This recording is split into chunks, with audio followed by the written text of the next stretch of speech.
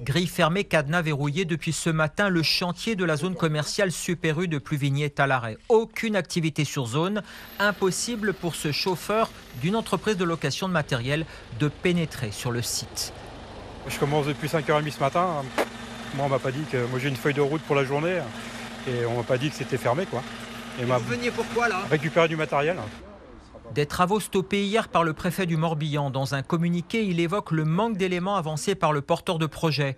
Aucun état des lieux actualisé concernant la faune et la flore n'a en particulier été fourni, insiste la préfecture. Le préfet décide à titre conservatoire de la suspension de l'ensemble des travaux. Une décision dommageable pour Pluvigné, prévient la maire de la commune. Pour Jean-Pierre Gauthier, porte-parole du comité de soutien au projet, la suspension est incompréhensible.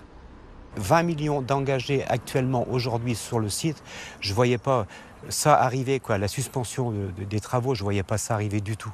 On a été effarés. C'est une catastrophe économique. Le mot catastrophe n'est sans doute pas assez grand, je n'arrive pas à trouver d'autres mots. L'association Paris, à l'origine des recours judiciaires, indique ne pas souhaiter réagir et avoir subi d'importants harcèlements. Ses membres attendent de lire l'arrêté du préfet. Pour Brigitte Caranta, coiffeuse dans le centre-ville depuis 11 ans, la suspension du projet par le préfet est justifiée. Moi, je tiens à féliciter le préfet ou les gens qui représentent l'État en fait, et qui, il n'y a pas de passe-droit en fait. Quand tu n'as pas fait tes papiers, nous-mêmes, aucun villageois ici d'entreprendrait de faire des travaux sans déclaration.